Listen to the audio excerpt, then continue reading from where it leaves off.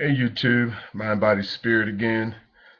Getting used to looking into the camera versus looking away from it. I don't know. Maybe get some more confidence or whatever, looking away or whatever. But anyway, I want to talk a little bit about this thing called death panels, and I guess it's supposed to be a part of the Affordable Care Act. I'm not quite sure if it is indeed, but I was watching a documentary yesterday, and it was called Money in Medicine. It's pretty interesting. It's about an hour and a half, so if you ever get a chance to watch it, I think that you should.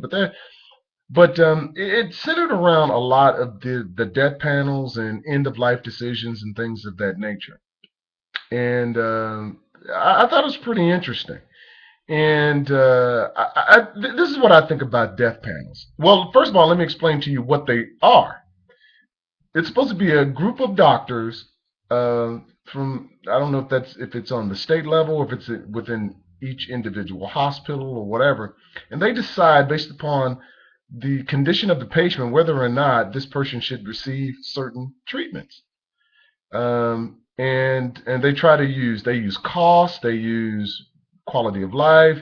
So it's in the video it showed like 10 or 15 different doctors, and they were making these decisions about these people, older people, based upon where they were in life and the severity of their illness and things of that nature. Here's the thing. There are a lot of people that are totally opposed against it. They talk about rationing of care and things of that nature. Republicans seem to be about this rationing of care thing, and Democrats, they're saying that there's no such. Essentially, there's the death panel. They're not death panels. They're kind of how I described it. Let me tell you my take on it. Whenever you are a collectivist, and to a degree, Republicans and Democrats are collectivists. They're just collectivists in different areas. In this area of healthcare, they both are collectivists, but they're on different sides of it. The liberals, what they want you to believe, well, first of all, let me not get into politics. I'm sorry. Let me tell you what I think. I think that they need the death panels or whatever you want to call them in regards to telling people whether they should get a certain care or not. There was this one particular incident in there where this woman, she was on there and she was incoherent sometimes. Sometimes she was, she was alert. She'd been in the hospital for 10 months. And they had spent $5 million on this woman. And the son, he's sitting there saying, well, mama would want this and this and that, and if for them to take away her care, that would be euthanasia, which that's not euthanasia. It goes show you his ignorance.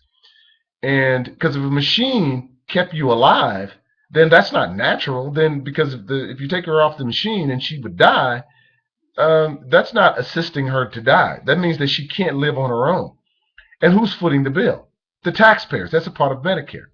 Now, I think it's totally different if you're wealthy. If you're wealthy, you can spend however much money you want. You want to spend $5 million on your mother or grandmother or dad to keep them alive or to keep yourself alive?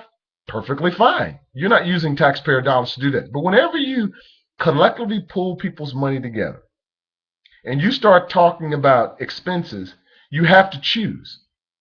Unless you have an unlimited amount of resources, which we do not. There is nothing that is infinite, so far as we know, except the sun.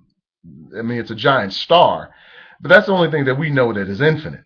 So far as we know, everything else is finite. And so, since you can't have an infinite amount of money, you're going to have to decide whether this person gets a kidney and this person doesn't. Unless you have an unlimited amount of kidneys or livers and things of that nature. And therein lies your problem, because each individual person believes that they have the right to it. And therein lies the entitlement generation and the irrationality of that someone else has to pay for something, and we believe that we're entitled to it, no matter how much it costs. And if you want to take the position or you go, you don't care how much it costs, mama means so much to me and she would want you to do this, then why don't you spend all of your money on mama? But when you ask other people to spend money on mama, then they have to make a decision whether or not they're spending their money wisely.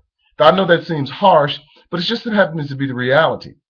None of us are going to make it out of this thing alive. When I say this thing called life, none of us are going to make it out of it alive. So there are times that we have to make choices.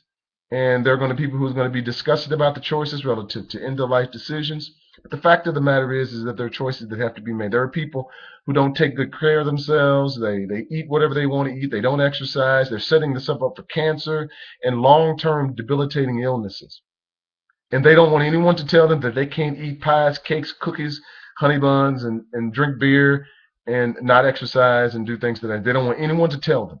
But yet at the end of their life, they want you to pay for their behavior. And I'm not saying that's all cases. There's some people who just get ill for whatever particular reason. But most people, and there's data to support this, most people are sick at their own hands or severely ill at the end of their life at their own hands. And so I'm all for these. They call them death panels. I don't think they're death panels if they are genuine and sincere in what they're trying to do. But choices have to be made. And so I'm interested in your feedback. Tell me what you think about that and where you think I'm wrong or if you support that. I'd love to hear what you had to say. Thank you.